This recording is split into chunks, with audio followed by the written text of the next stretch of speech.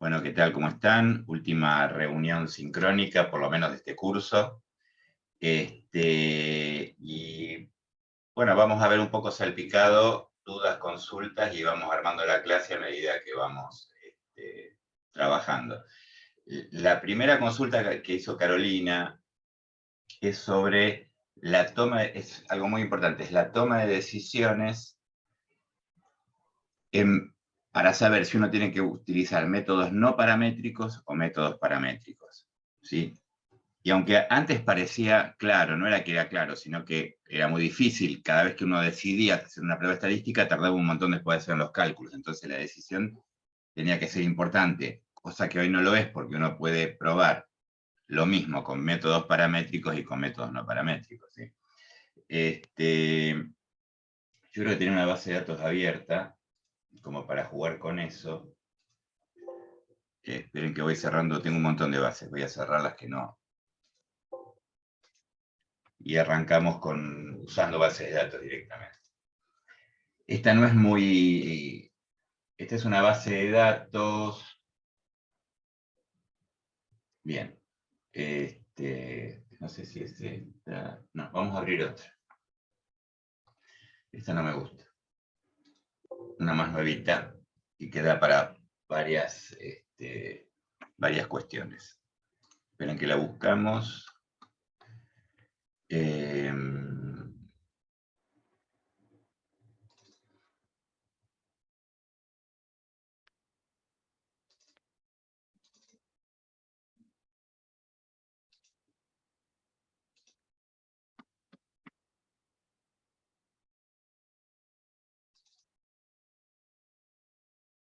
Estoy buscando la última y como ven hay muchas.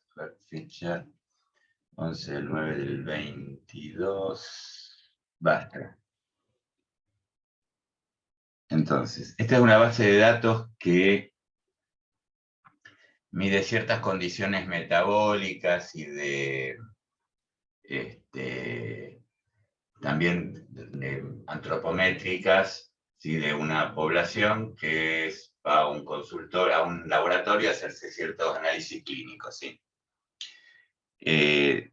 Como ejemplo. Entonces, supongamos que tenemos definir qué métodos estadísticos vamos a utilizar, por ejemplo, para analizar la glucemia en ayunas. Yo tengo una variable, glucemia en ayunas, ¿sí? Y quiero saber, y quiero comparar la glucemia en ayunas, vamos a buscar otra variable, digamos, tal sería la variable dependiente. Estoy armando, así, ahora en este momento, una especie de... Y podemos buscar glucemia en ayunas y otra variable que es antropométrica, que se construye, que es el perímetro de cintura. Para generalizar y para entender, el perímetro de cintura, desde el punto de vista de riesgo de infarto de miocardio, cardiovascular, es mucho más fuerte que el índice de masa corporal, que lo tenemos al lado. Está bien, perímetro de cintura, índice de masa corporal, se construye, digamos, en forma diferente, porque los valores de corte de riesgo del perímetro de cintura son distintos en hombres y en mujeres. No va a venir al caso, pero digamos, no es que hay un perímetro de cintura universal. Las mujeres, por ejemplo, el perímetro de cintura de riesgo de las mujeres es mayor, tiene que ser mayor a 88 centímetros y en el hombre 102 centímetros. Entonces, hay que generar a partir del perímetro de cintura en centímetros que vemos acá, definir, primero seleccionar a las mujeres y decir que las mayores de 88 están en riesgo, después digamos, filtrar a los hombres y definir que el riesgo es 102, ¿sí? De esa manera se construye la variable. Acá está la misma variable, pero agrupada, alto riesgo, sin riesgo, bajo riesgo. Acá está, digamos, en tres categorías, pero vamos a usar bajo riesgo, riesgo y sin riesgo. Yo quiero saber si las que tienen perímetro de cintura con riesgo tienen mayor, digamos, concentración de glucosa en sangre en miligramos sobre mililitro. ¿Sí? A ver si hay alguna relación. Uno supone que sí. Pero para eso tengo que ver cómo se distribuye, o sea, en principio, ya entrando a la última, al módulo 4, donde rápidamente vemos el segundo curso de SPSS todo concentrado, por eso no se asusten, para que ustedes tengan en el último módulo todos los cruces que se pueden hacer rápidamente, toda la estadística, digamos, más conocida que se puede hacer rápidamente. Entonces, lo primero que tengo que hacer antes de aplicar un método estadístico es ver cómo se distribuye la variable. Para eso vamos a ir a analizar, es una herramienta que es muy poderosa en el SPSS, estadística descriptiva, explorar, como lo dice la palabra, y ahí ponemos entonces concentración de glucemia en ayunas, saben que miligramos sobre mililitros, y vamos a poner como factor, esto no hace estadística, no estoy haciendo un test estadístico, estoy viendo cómo descriptivamente si esta variable se comporta como para usar métodos paramétricos y métodos no paramétricos. Y esto lo habíamos dicho que íbamos a hacer con perímetro de cintura, creo que era esta. Déjame ver porque ya me perdí. PC riesgo, sí. Perímetro de cintura con riesgo, ¿sí? Estamos viendo, riesgo es 1, perfecto. Bien. ¿Qué es lo que vamos a ver acá? Si yo tengo que cruzar, digamos, estas dos variables, la variable independiente sería el perímetro de cintura, porque la hipótesis es que un perímetro de cintura mayor que cierto valor, que es de riesgo, tendría que tener un glucemia en ayunas más alta con respecto al perímetro de cintura sin riesgo. La variable dependiente es glucemia,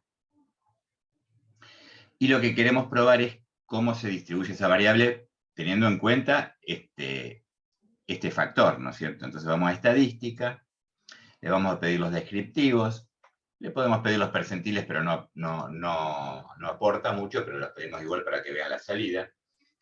Y en gráficos vamos a pedir histograma, nivel de factor juntos, esto me va a hacer un box plot.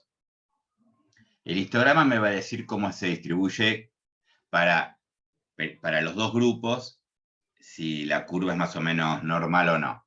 Y el nivel el diagrama de cajas me va a demostrar realmente con valores de... Acuérdense que el box plot o diagrama de caja usa medidas de posición, mediana, percentil 75, 25, etc. Y por último, vamos a ver si se aproximan a la normalidad. Y por otro lado, si la prueba de Levene me dice si son homogéneas o no las varianzas. Porque si yo tengo dos grupos y las varianzas en esos dos grupos, en este caso de la variable dependiente, la glucemia, son distintos, puede perder potencia la prueba estadística cuando es paramétrica. La prueba estadística paramétrica se basa en la distribución normal y en la homogeneidad de las varianzas. Tiene 4 supuestos, pero estos dos son los más poderosos. Por otro lado, tenemos que tener en cuenta, como dijo Carolina, el N. Cuando el N es muy grande, ¿sí? Aunque haya un desvío importante de la distribución normal, no afecta tanto a esta prueba estadística, porque el N compensa el desvío de la distribución normal. Y por otro lado, muchas veces lo que pasa es que hay un pequeño desvío, hay algunos puntos que se van de la distribución normal, pero la mayoría tiene esa distribución normal, por lo tanto compensan. O sea, todas esas cuestiones tenemos que tenerlas en cuenta. Ponemos continuar y ponemos aceptar. ¿Por qué tenemos que hacer esto? Porque acá vamos a definir si vamos a usar pruebas estadísticas paramétricas o pruebas estadísticas no paramétricas. Las pruebas estadísticas paramétricas se basan, como dije recién, en la medida del desvío estándar, pero si la distribución no es normal, es muy asimétrica, tiene una forma rara, la media y el desvío estándar no son representativos. Entonces, todas las pruebas paramétricas se basan en eso y no nos serviría o perdería potencia la prueba. Ahí es donde pierde la potencia la prueba las paramétricas y ganan potencia las equivalentes pruebas no paramétricas. Por ejemplo, acá, después teóricamente tendríamos que usar un test de student, porque tenemos que cruzar una variable dicotómica, a riesgo o no riesgo de perímetro de cintura, contra una variable cuantitativa. Pero si no nos sirve, vamos a tener que usar las equivalentes no paramétricas, que es una prueba que se llama Mann-Whitney, que usa, compara desde el punto de vista ordinal las dos variables, ¿sí? O podemos usar lo que se llama Kruskal-Wallis. Cualquiera de las dos, digamos, después si quieren las jugamos igual con esa historia, vemos después los resultados. Vamos a aceptar. Y acá tenemos los resultados. Me dicen, claro, fíjense que el N acá es grande, ya tenemos primer tema. 500 contra 500, más de 600 contra casi 600, o sea que no nos importaría tanto. Después tenemos que el promedio para glucemia en ayunas de riesgo es 102. El intervalo de confianza es chico porque el N es grande, va entre 100 y 104. O sea, 101, 105, redondeemos. La mediana es 98. Si la mediana es 98 y la media es 102, quiere decir que hay algunos valores extremos que al promedio lo tiran para arriba. Pero tampoco tanto, de 98 a 102 no hay tanta diferencia. Bueno, después tenemos el estándar, el mínimo, el máximo. Acá tenemos 300 de glucemia, esto es gigantesco. Piensen que la glucemia en ayunas, el valor de riesgo anda por los 100, menos de 100. Y acá tenemos a alguien que tiene 300, ¿sí? Y acá tenemos dos, fíjense, dos condiciones que ya me están diciendo aún tener cuidado. La simetría es 4 y la kurtosis es 27. ¿Esto qué quiere decir, asimetría y kurtosis? La asimetría mide cuánto se aleja de la imagen especular que tiene la curva normal. La curva normal es simétrica, la mediana y la moda estarían centradas, y para la izquierda y para la derecha es como tener un espejo, también se llama como imagen especular. En este caso, cuando se aleja del 0, la simetría, en este caso 4,4, quiere decir que hay muchos valores extremos que hacen que la distribución sea muy concentrada en valores bajos y tenga valores extremos hacia los valores altos. Entonces me corre el promedio hacia los valores altos. Se llama simetría positiva, porque la media, al estar influenciado por valores altos, se corre para un lado. Por otro lado tenemos la kurtosis. La kurtosis es el apuntamiento que tiene, o sea, cuán alta es la curva normal. La curva normal, si es mesocúrtica, que es lo que corresponde, sería 0. Platicúrtica, valores negativos, ¿sí? Y leptocúrtica, muy puntiaguda, valores positivos. Acá es los que tienen riesgo. Los que no tienen riesgo, si igual estamos viendo, fíjense, acá tenemos 102 y acá tenemos 91. Ya me hace pensar que vamos a encontrar algo cuando hagamos el test estadístico. Y la mediana es 90. Fíjense que la simetría, vamos más rápido, ¿no? La simetría y la kurtosis son grandes, pero por ejemplo, la simetría es mucho más chica, es 1,4. Esto es como ir pensando qué nos vamos a encontrar cuando veamos los histogramas y cuando veamos el box plot, ¿sí? Esto lo vamos a saltear, pero sería cómo se distribuyen los percentiles. ¿Está bien? Ya vemos que el percentil 50, la mediana de los que están en riesgo, tiene 98 contra la mediana de los que están en 90. La caja del box plot está dada por los percentiles 75 y 25. O sea que el box plot está entre 90 y 108 para los que están en riesgo y entre 84 y 96 en los que no están en riesgo. ¿Está bien? Eso para ir mirando lo que pasa después. Y acá vienen las pruebas estadísticas, que son Kolmogorov-Smirnov y Shapiro-Wilks. Shapiro-Wilks se utiliza generalmente para n's menores de 50. Y Kolmogorov-Smirnov es para n's grandes. Lo que también tenemos que tener en cuenta en esta prueba, que es cuando el n es grande, siempre nos va a dar, digamos, significativa. Y acá, que nos dé significativa, no es bueno, es malo, porque la hipótesis nula es que la distribución es normal. O sea, que la distribución se aproxima a una normal. Entonces, cuando la P es mayor de 0,05, no rechazo la hipótesis nula de normalidad. Cuando la rechazo, quiere decir que no se aproxima a una normal. O sea que acá tenemos que por Shapiro-Wilks o por Komodorov-Smirnov, tenemos que no, digamos, el test estadístico me dice que no es normal. Si nos hubiera dicho que es normal, acá se acaba el análisis, desde el punto de vista del test, digamos, de la normalidad. Porque si es normal, no voy a mirar los gráficos, digamos, la parte gráfica. Seguimos bajando, y viene la prueba del EBN. La prueba del EBN, como imaginaba, fíjense, miremos, perdón, un minuto que no me olvidé de ver algo, que es el desvío estándar acá es 25, y el desvío estándar acá es 11. Ya estamos viendo que es el doble prácticamente el desvío estándar en los que tienen riesgo de los que no tienen riesgo. O sea que seguramente, por eso acá, entre otras cosas, la prueba del EBN rechaza la hipótesis de homogeneidad o homocelasticidad. Por lo tanto, tampoco es homogéneo, o sea, no cumple nada, en teoría.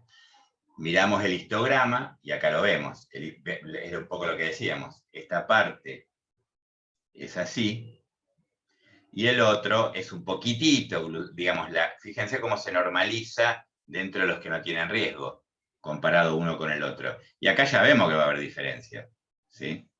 Ahora, y acá viene el análisis, el peso, estos valores me aumentan la media, me generan una simetría, esta cosa tan puntiaguda, tan concentrados los datos me generan la leptocurtidez, no sé cómo se dice, que la curva sea leptocúrtica, también 4 veces mayor. Pero posiblemente estos valores sean pocos. Si estos valores son pocos, cuando hago el test estadístico, el peso, digamos, me voy a concentrar acá, como que fíjense que en esta parte, si me olvido de estos que están acá, que están pero son pocos, se va a comportar como una curva normal. Y cuando el n es grande, más todavía. ¿Sí? Lo mismo puedo decir para estos. Acá veo un poquito más de valores, está bien de alguna manera, pero acá vemos que también hay se parece más a una curva normal de alguna manera. ¿Sí? Vamos a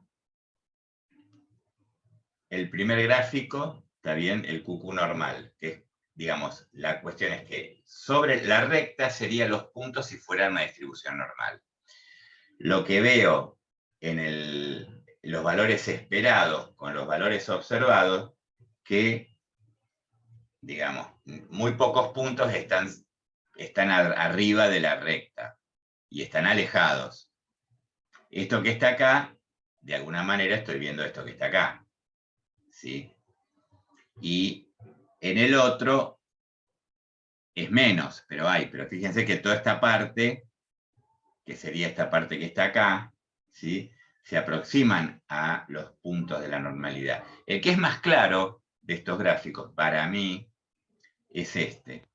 Es cuando el valor normal lo estandarizamos en 0 y vemos cuántos desvíos estándar está cada punto. Lo que vemos acá es, fíjense, esto es 2 desvíos estándar, que es un poco lo que yo les decía. La mayoría de los puntos están en más un desvío estándar, si lo miramos. Muy pocos se alejan por un lado y por el otro, ¿está bien? Y por debajo, en la parte negativa, ninguno llega a menos de un desvío estándar. Estamos viendo que si el n es grande, la cantidad de puntos que están acá hacen que estos van a quedar como despreciables cuando haga el test estadístico y no me va a afectar aunque se alejen mucho. Idem acá. ¿Está bien? Fíjense que si yo corto por acá la mayoría de los puntos, o sea, casi no tengo valores negativos, ¿sí? Ni siquiera un desvío estándar, y la mayoría están entre más o menos un desvío estándar. Acá vemos los box plot, y acá vemos el desastre, si quieren. Vamos a borrarle para que se vea mejor, le voy a borrar las etiquetas. Acá vemos que, porque es leptocúrtica las dos, fíjense de alguna manera que en poco recorrido tengo el percentil 75-25 en los dos casos, pero que esta parte parece simétrica, que parece digamos, si yo me olvido, vamos a hacer un truco mentiroso. Si yo hiciera esto, le digo, la escala la corto en 150,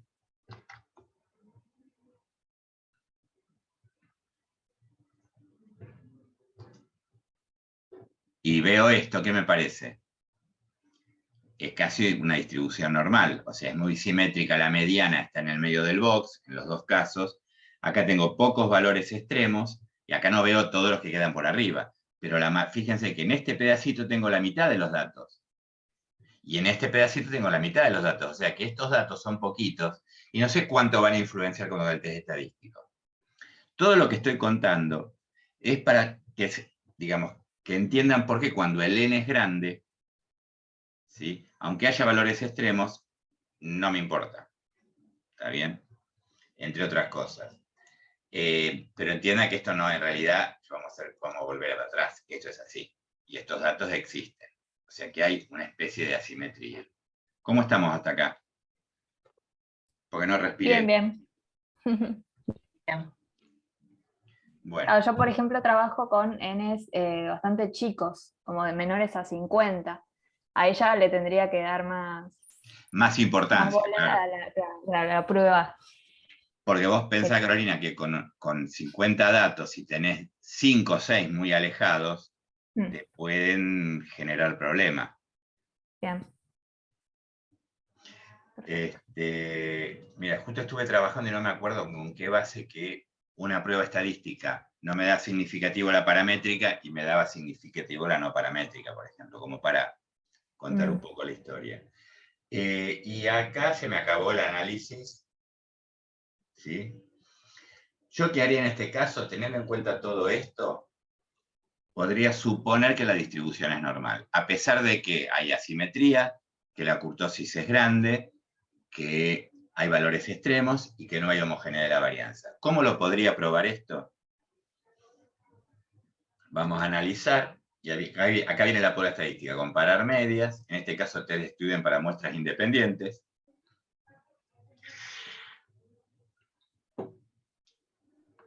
Vamos a poner glucemia en ayunas contra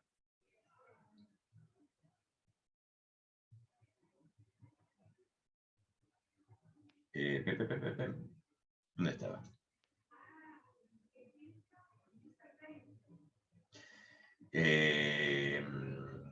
Más arriba, acá, por acá. Acá, perímetro de cintura de riesgo. Acá defino los códigos, 1, 2, ¿está bien? Acá estima el tamaño de efecto. Ustedes, el SPSS que tienen, seguramente esto no lo tienen. El tamaño de efecto evalúa la fuerza que tiene la asociación. Lo voy a dejar como para que lo vean, ¿sí? Ponemos aceptar. Entonces acá vemos que la media es 102, que la otra media es 91, que los desvíos estándar son distintos. La prueba del EBN, que me hace la prueba test de Student, fíjense en este pedacito, me hace la prueba del EBN. Me dice que no es estadísticamente significativa. Y el test de Student tiene dos formas. ¿Está bien? Una forma es asumiendo varianzas iguales, pero tiene una fórmula cuando no son las varianzas iguales. O sea que si yo miro por esta línea, me olvido de este pedazo. Si esto me da no significativo, tengo que mirar esta línea de arriba.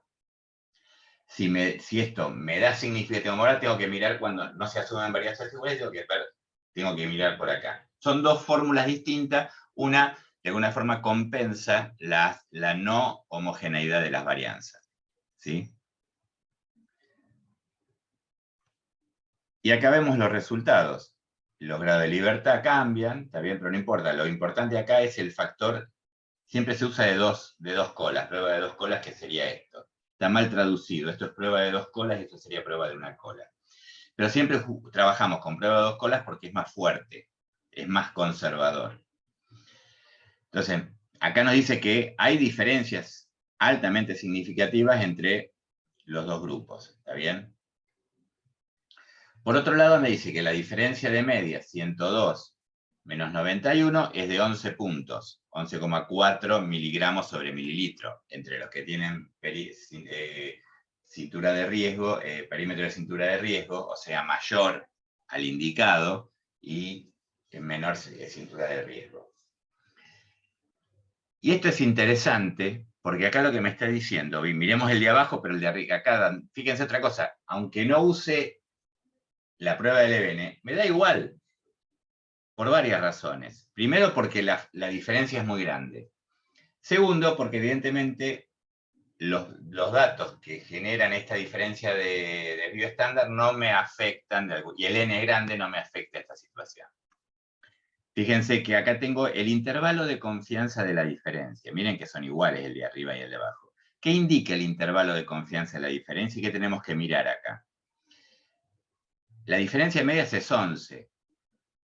Pero el intervalo de confianza es importante porque me dice que como mínimo puede ser 9 y como máximo puede ser 13. ¿Eso qué quiere decir?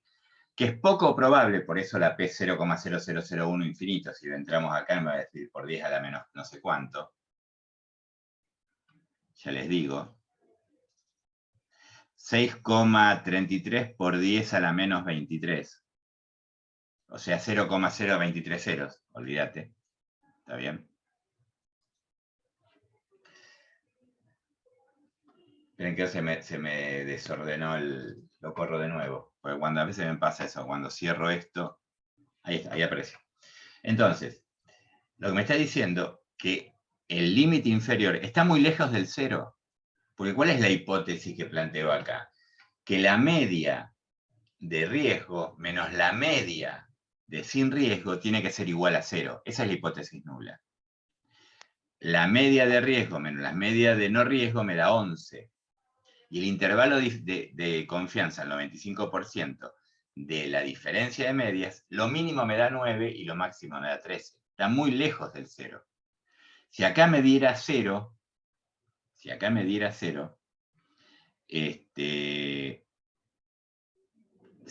lógicamente la P no va a ser significativa. O sea, si incluye el 0 al intervalo de confianza, la P no es significativa. Imaginemos que, a ver, capaz que me equivoco, pero si hubiera hecho esto, TD Student, para muestras independientes, y en vez de poner cintura de riesgo, juguemos a que entre género, entre sexo no hay diferencia. Juguemos, capaz que hay. A ver. Sí, hay también. Acá me dice que, fíjense, interesante, las mujeres tienen una media de 94 y los hombres tienen una media de 101. O sea que también hay diferencia estadística. ¿Está bien? La diferencia, acá ¿por qué da negativo? Porque es mayor, hago 94 menos 101. ¿Está bien? Entonces me da menos 6,8. Y acá tampoco entre el 0, porque va entre menos 9, que es lo más alejado del 0, y menos 4,4, que es lo más cercano al 0. También es estadísticamente significativo, o sea que me falló. Veamos, y la edad me va a dar también. Pero en teoría, si usara una variable que no es significativa, el 0 va a estar dentro del intervalo de confianza. ¿Cómo vamos hasta acá, Carolina? Bien, o sea que se puede dar el caso en que el p-valor te dé significativo, o sea, para rechazar la hipótesis nula, pero el intervalo de confianza te No, incluya el 0. nunca. No, nunca. A ver. Nunca. Si en el intervalo de confianza de la diferencia, Sí. se encuentra el 0, nunca me va a dar estadísticamente significativo. Ah, ok, bien. O sea, es una consecuencia. Lo que yo estoy viendo acá, si lo quisiera graficar con un gráfico medio mentiroso, porque acá, digamos, el diagrama de caja me dice la verdad, pero suponete que yo voy a graficar el original, que era glucemia en ayunas, ¿está bien? Y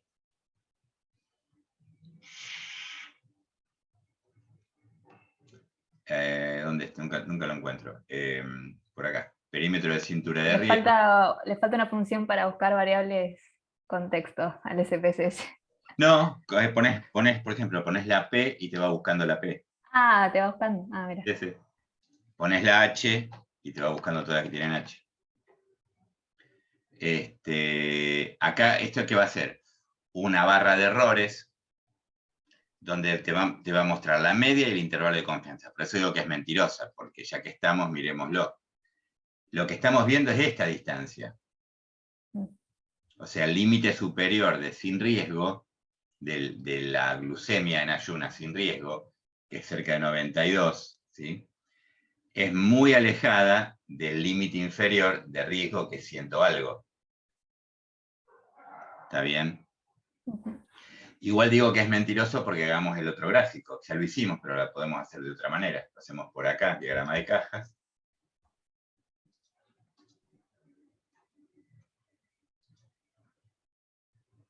Vamos entonces, glucemia, y vamos a usar, como era perímetro de cintura P, ¿no?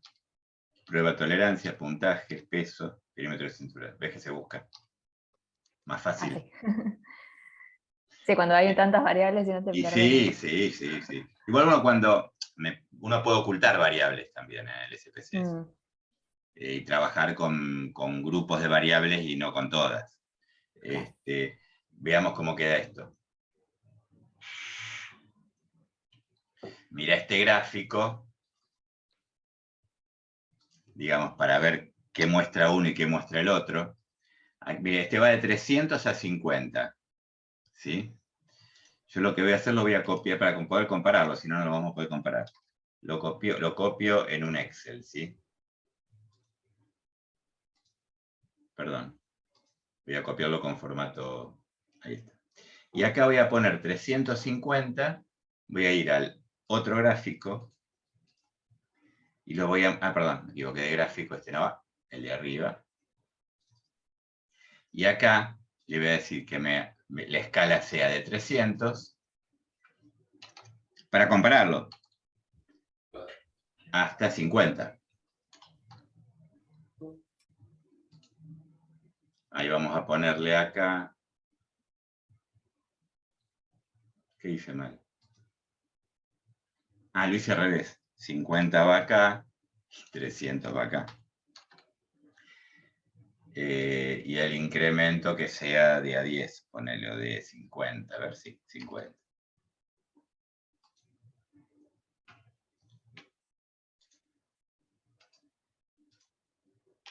Como el n es grande, ahí está, ahí tenés los dos gráficos.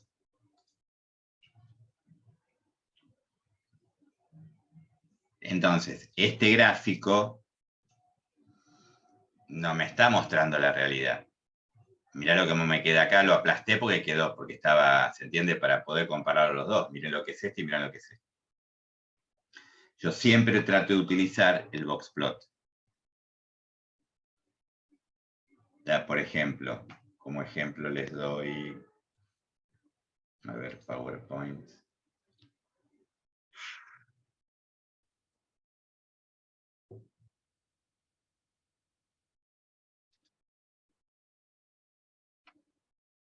No, este no. Esperen que lo abro otro porque pensé que tenía a mano.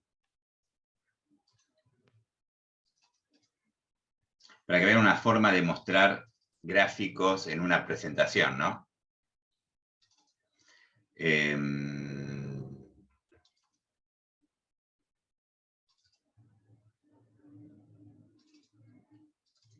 un congreso que terminó ayer, por eso lo tengo, y estos son los 23 trabajos que presentamos.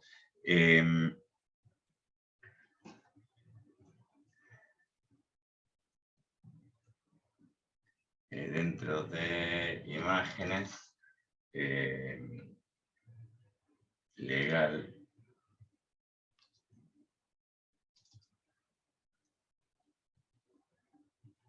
No, este no es, che, el que vi recién. Este, no es el último, pero no importa. Este es un método para definir la edad, no importa. Hay un valor de corte y estamos buscando un valor de corte que define la edad entre mayores y menores de...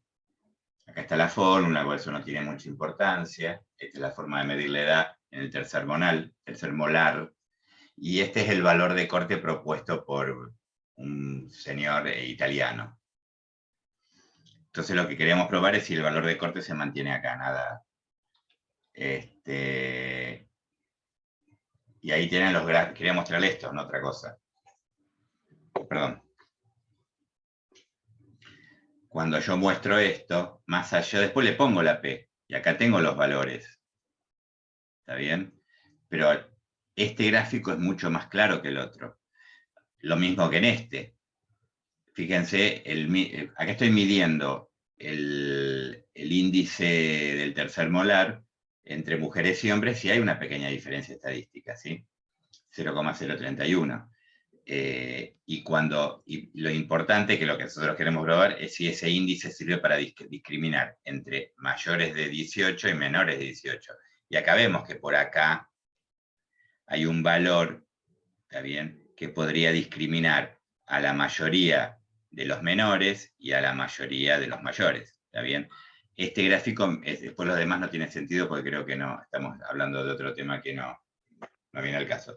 Pero ese es el tipo de gráfico que conviene usar porque es mucho más realista que el gráfico, que el diagrama de barra de errores, ¿sí? ¿Cómo estamos hasta acá? ¿Alguna duda, pregunta? Bien, todo bien. De paso vimos test de student. Ya que estamos, va por mi cuenta,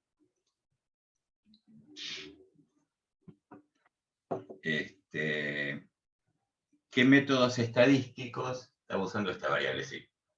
Esta base. Vamos a ver los métodos estadísticos no paramétricos equivalentes al test de student, que nos van a dar significativamente también, ¿no? Vamos entonces a pruebas no paramétricas. Yo les muestro el cuadro de diálogos antiguo. Este es las pruebas no paramétricas que venían antes en el SPSS, pero están buenas. Yo quiero mostrar dos muestras independientes, quiero comparar. Y acá entonces vamos a mostrar glucemia en ayunas.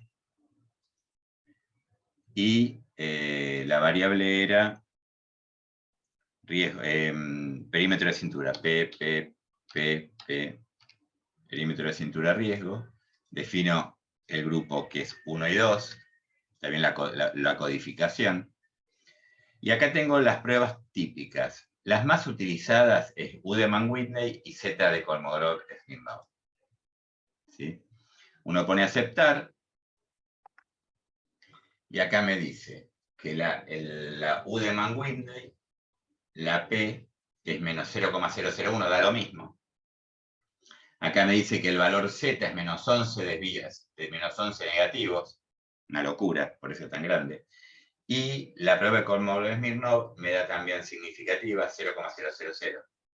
O sea que tanto una como otra me dan lo mismo para esta cuestión. Lo que estaba viendo acá tengo una base más chica, enfermedades crónicas. A ver si es más chiquita. Todas las que tengo no son muy chiquitas, tiene mucho también esta. Son mil y pico. Pasa lo mismo. O sea que seguramente todo lo que nos dé, acá tengo peso, talla, índice de masa corporal.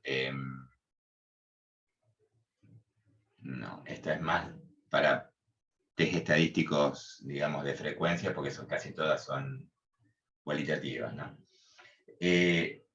Otra posibilidad, volviendo a las pruebas estadísticas, supongamos que ahora queremos comparar, fíjate que esta variable es 1 riesgo, 2 sin riesgo, ¿sí? La que vimos recién. Pero hay otra que corté, que tiene 3 categorías. Sin riesgo, bajo riesgo, alto riesgo. Si quiero hacer una prueba a ver si hay diferencias entre los 3 grupos, yo no puedo usar test de student. Porque test de student es para una variable cualitativa dicotómica, ¿sí? Entonces ahí tendríamos que usar análisis de la varianza. Eso está analizar, comparar medias, ANOVA de un factor. Usamos glucemia en ayunas de nuevo. Y dijimos que era la PPPP. Me fui, ¿no? Ah, no. Perímetro de cintura. Yo creo que es esta, sí, porque está, fíjense el grafiquito. Eso es bueno porque te ayuda cuando tenés también muchas variables. la puse como ordinal, que es ordinal, porque tengo bajo riesgo, intermedio y alto, ¿sí? ¿Qué pasa acá? Este test de análisis de la varianza me va a decir si hay diferencias de estadística entre los tres promedios, pero no te va a decir dónde está la diferencia. ¿Se entiende? Vamos a hacerlo primero, como primera opción, vamos a estadística descriptiva, homogeneidad de las varianzas. Estas pruebas, Welch y Brown-Forsyth, son equivalentes a el test estadístico cuando hacemos el test de Student y miramos si vamos por arriba o por abajo, o sea, si asumimos varianzas iguales o no.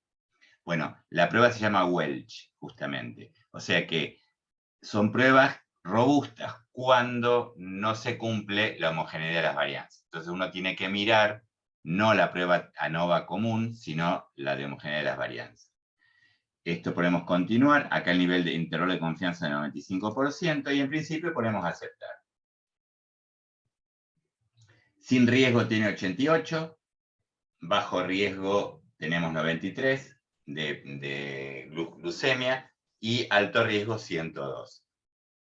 También tenemos el intervalo de confianza, y acá podemos mirar algo, fíjate. 88,5 y el intervalo de confianza va entre 87 y 89. El bajo riesgo arranca en 92, o sea que ya estamos viendo que el límite superior no se toca con el inferior de bajo riesgo, y el límite superior de bajo riesgo no se toca con el inferior. O sea que, en teoría, cuando ya estamos pensando en que va a haber diferencias estadísticas entre los tres grupos. Pero acá no te dice nada más que primero te hace la prueba del Levene, no cumple la cuestión. La prueba ANOVA, digamos, convencional, me dice que hay diferencias estadísticas. Y mirando Welch y Brown-Forsyth me dice lo mismo. Pero acá no sé, no hay ninguna prueba que me compare sin riesgo, bajo riesgo, sin riesgo, alto riesgo, bajo riesgo, alto riesgo. Porque ahí todavía no lo definí. Para eso, si esto me dio significativo, voy a repetir la prueba. Yo lo hago de una, pero acá lo hacemos como en 2 pasos. Y vamos a ir a las pruebas post-hoc. Las pruebas post-hoc lo que hacen, y hay un montón, ¿sí? Lo que hacen es, cuando uno tiene, en este caso, 3 categorías, bajo riesgo, riesgo mediano era, o mediano riesgo, no me acuerdo. Bajo riesgo, mediano riesgo, es una comparación. Bajo riesgo, alto riesgo, son 2 comparaciones. Mediano riesgo, alto riesgo, son 4 comparaciones. Cada comparación me va a aumentar el nivel de significación de la prueba. Entonces, lo que hacen las pruebas post-hoc es controlar el aumento de la significación estadística cuando hago varias pruebas sobre la misma variable. ¿Se entiende? Entonces, vamos a elegir TACI, que es la más común, Bonferroni también es la misma, GFE también se usa mucho. Hay algunas cuando no se asumen varianzas iguales, que son estas que están acá abajo, la más usada es Gainover, también Gainover parece. Pero vamos a TACI, a hacer una sola para que no haga ruido, ¿sí? Me olvidé de algo, POSOC, tengo que decir que utilice que me mantenga el nivel de significación al 5% para las pruebas POSOC. Esto es importante porque lo que hace es tratar de que no aumente el valor de la prueba, ¿sí? Ponemos continuar, vamos a aceptar, hace lo mismo, pero después al final me compara sin riesgo con bajo riesgo, sin riesgo con alto riesgo. Cuando me pone asterisco quiere decir que la significación es estadística. O sea, sin riesgo, bajo riesgo tiene una P de 0,03, significativa. Sin riesgo, alto riesgo tiene una P menor de 0,0001.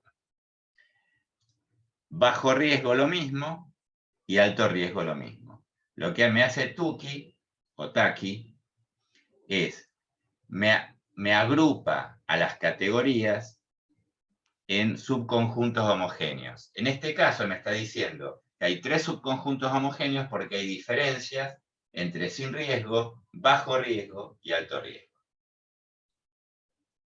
O sea que el valor digamos, desde el punto de vista del riesgo, o sea, lo que se utilizó como riesgo cardiovascular, que es una variable antropométrica como el perímetro de la cintura, está relacionada, está asociada, y los puntajes son diferentes para sin riesgo, bajo riesgo y alto riesgo. O sea que los que sin riesgo tienen menor glucemia en ayunas, seguida de bajo riesgo, que tiene también glucemia en ayunas, y alto riesgo, que tiene mayor glucemia en ayunas. Ese sería como el final de la película. Hablen ustedes porque yo ya se me está secando, a pesar del mate, la garganta.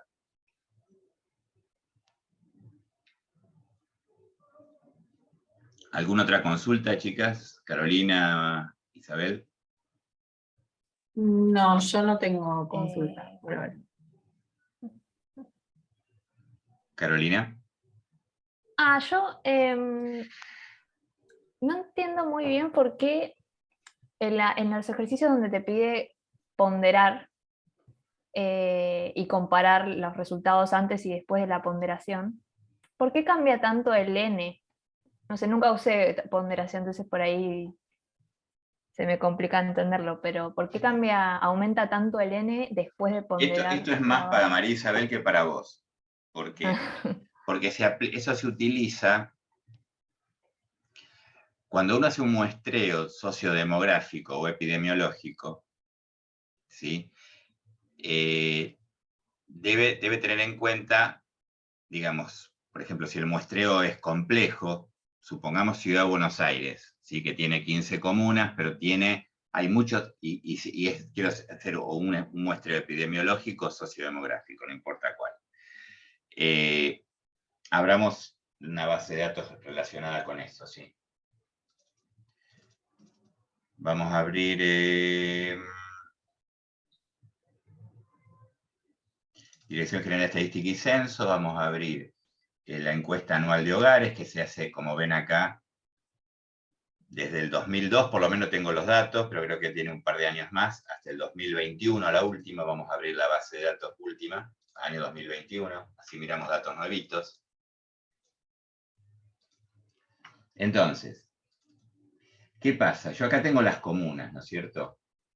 Las comunas, y por otro lado, a las comunas las puedo agrupar en áreas distintas de la Ciudad de Buenos Aires, ¿sí?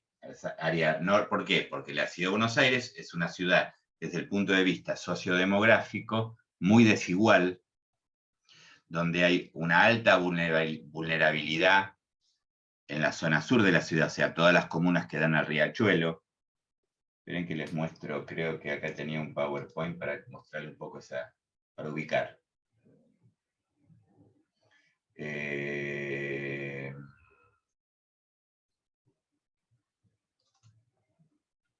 No, en el anterior, perdón, me equivoqué.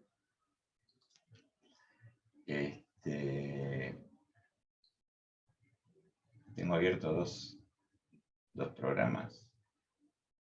No, abrí acá.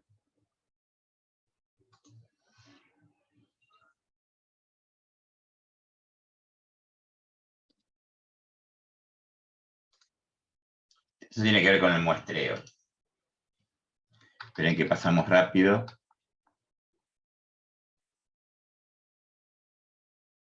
Esto es todo tipo de muestreo. También generalmente un socio demográfico es bastante complejo, es multietápico. Acá tenemos la Ciudad de Buenos Aires. Entonces, y esta está muy estudiada porque, como vieron, se la está muestreando hace mucho tiempo, ¿sí? Entonces, acá tenemos las 15 comunas donde tenemos tres grandes estratos. Todo lo que va, esto sería el riachuelo, esto más o menos la 25 de mayo, ¿sí? Y esto es la parte más vulnerable, donde están la mayoría de las villas de la ciudad, los complejos urbanos marginales, si quieren llamarlo de esa manera.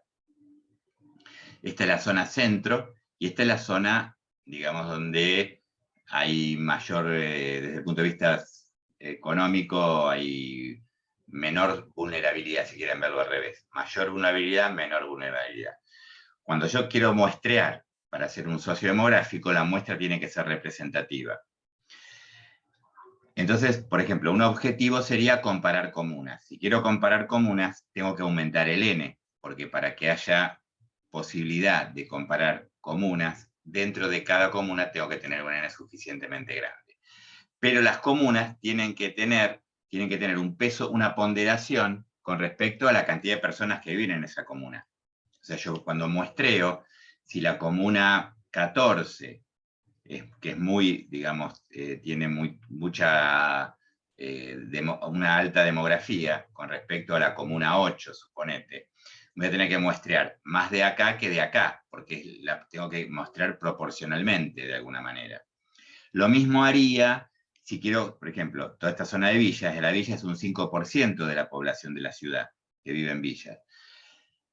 Si yo muestreo proporcionalmente, está bien, me va a quedar un N muy chico de personas o de hogares que viven en villa. Entonces, ¿qué es lo que hace un muestreo de este tipo? Sobreestima, me fui de acá, ¿no? Ahí está.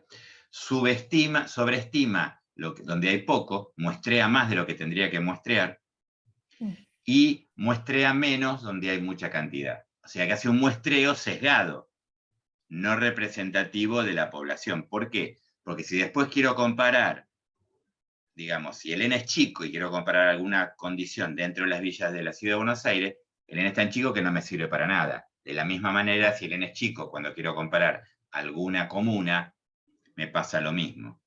Entonces, y por ejemplo, hay otro marco muestral que es muy importante, que es el más grande de todos, que es el marco muestral que serían departamentos, el marco muestral que son casas, y el marco muestral que son villas, casas de bajos recursos, ¿sí? Casas, digamos, de conventillos en la zona de la Comuna 3 y la Comuna 1, esta parte, cerca de La Boca, qué sé yo. Departamentos es gigantesca la cantidad de personas que viven en el departamento. Mucho menor es la de casas y mucho menor es la de hogares, digamos, vulnerables. Entonces también submuestreo los que viven en departamentos, sobremuestreo los que viven en casas y sobremuestreo más los que viven en... Entonces, eso no me refleja la proporcionalidad que necesito para después extrapolar los datos de mi muestra al total de la población. No sé si me estoy haciendo entender. Sí, sí. Lo que hacemos entonces después, por eso digo, es más para Isabel que para Carolina. Claro, sí, claro. Un ejemplo así yo nunca tuve. Nunca lo vas a tener. Nunca lo Es voy a el tener. siguiente. Igual después te voy a mostrar otro ejemplo que sí vos lo vas a poder usar. Estamos hablando de la encuesta anual de hogares 2021. Al que submuestreo, después lo multiplico, y al que sobremuestreo lo multiplico por un número menor que n. Entonces me queda, fíjate acá, el ponderador. Esperen que este también es ponderador, lo voy a correr acá. Fíjense, ¿qué es 449? Que la unidad de análisis que tengo acá, que es la número 1, equivale a 449 casos. La de abajo, la de esta, a 42. O sea que esta está submuestreada, por eso la multiplico por más, y esta tiene 10 veces menos. Esta está sobremuestreada. Esta forma es un factor de expansión, ¿sí? Entonces, vamos a hacer lo siguiente. Si yo me voy a ponderar casos, ¿sí? Lo que voy a hacer es restablecer para que no esté ponderada la base, porque queda ponderada, si yo la ponderé, aunque la cierre, queda ponderada. Y entonces vamos a analizar estadística descriptiva, cualquier cosa, vamos a buscar que sea descriptivo, conglomerados. ¿Cuánta gente vive en la zona norte, en la zona centro y en la zona sur? Y vamos a pasarlo a un Excel, así lo vemos mejor. Lo podemos comparar.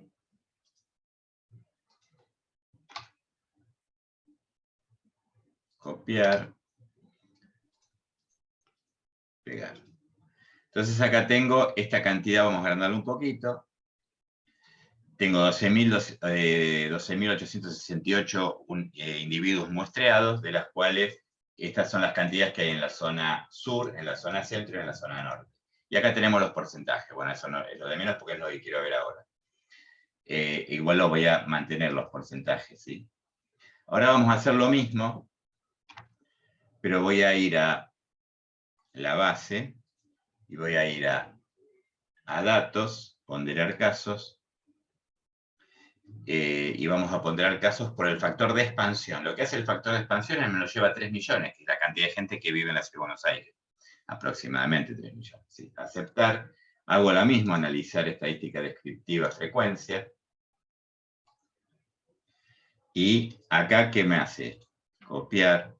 Lo paso para que lo veamos claramente. Borro estos dos.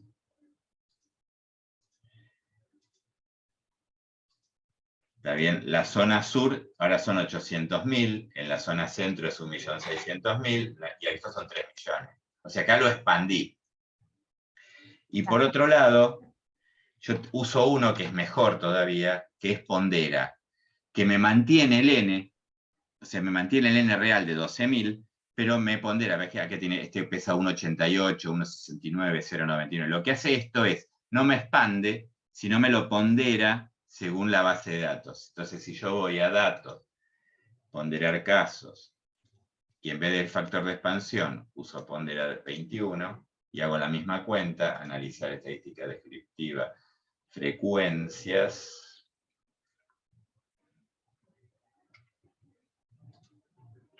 En este caso, justo no se nota el valor ponderado, lo voy a pegar acá. Pero fíjense que da lo mismo la ponderación y la no ponderación. Pero porque sí, porque tuvimos suerte nada más, pero podría dar diferente. ¿Está bien?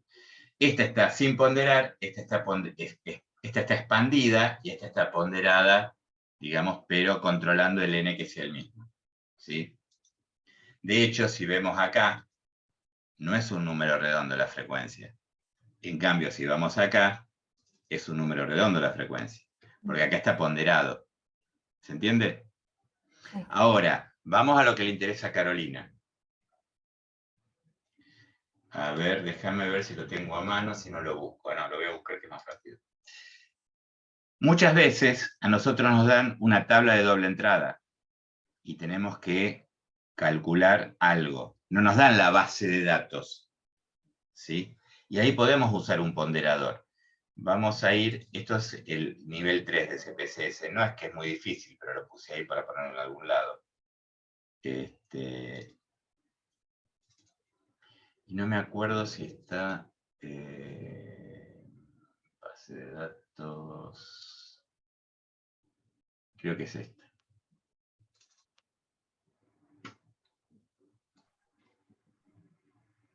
A mí me dieron una tabla de doble entrada donde tengo 128. Acá tengo cáncer de colon y comen fibras. ¿Está bien? Pero me dieron la tabla armada. Me dijeron que los que tienen cáncer de colon y no consumen fibras son 128. Los que tienen cáncer de colon y consumen fibras tengo 72. Los que no tienen 1000 y pico, y los que no sí tienen 1000. O sea, la tabla de doble entrada. Esto en principio no lo tenía yo. Esto, ¿qué hago? Para que el SPSS pueda trabajar, porque el SPSS no trabaja con una tabla de doble entrada. Esto que está acá, esperen que lo hago rápido, tabla personalizada, no. Analizar estadística descriptiva, perdón, tampoco. Analizar tablas cruzadas, y entonces el consumo de fibras es la variable independiente. El cáncer de colon, la variable dependiente, porque la exposición al no consumo de fibras es un factor, al consumo de fibras es un factor protector, ¿sí? A mí me dieron esta tabla.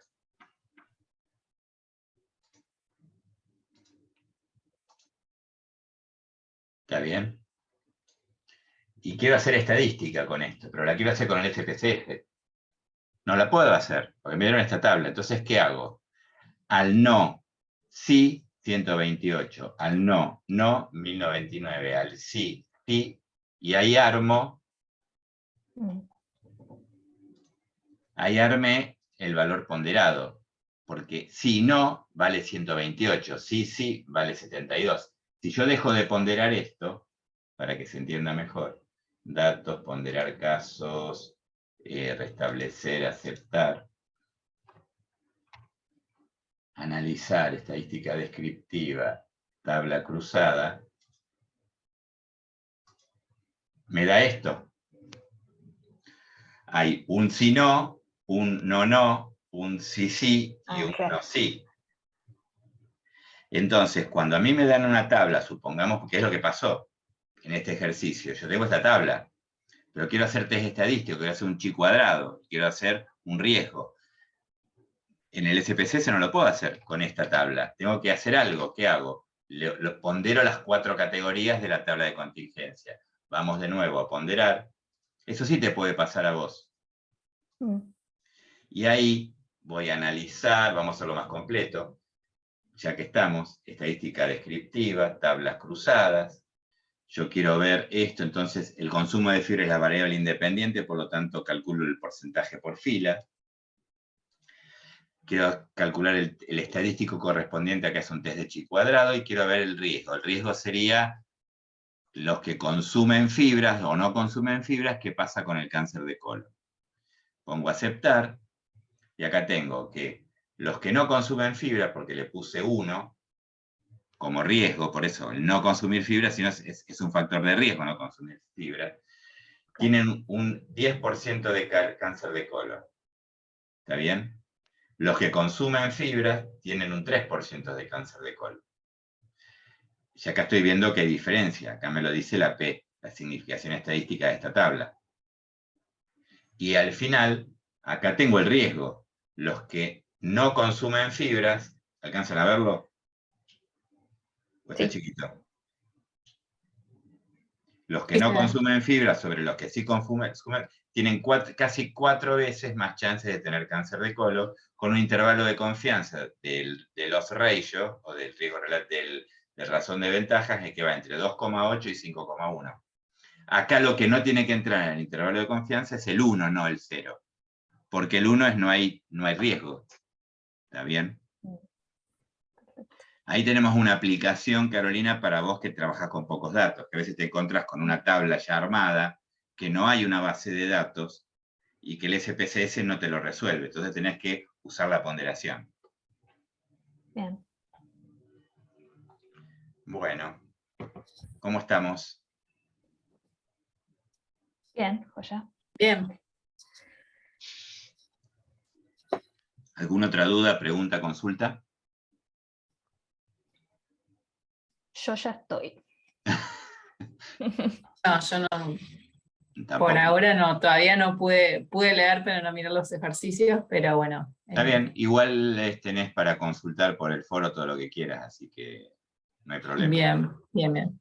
Bueno, entonces cortamos acá, nos volveremos a ver, o cualquier consulta, una vez terminado igual el curso, saben cómo comunicarse conmigo también, ¿no? Así que bueno, nos vemos. Bueno, muchas gracias, Buenísimo. Pablo. Hasta luego. Muchas gracias. Adiós. Buenas noches. Chao.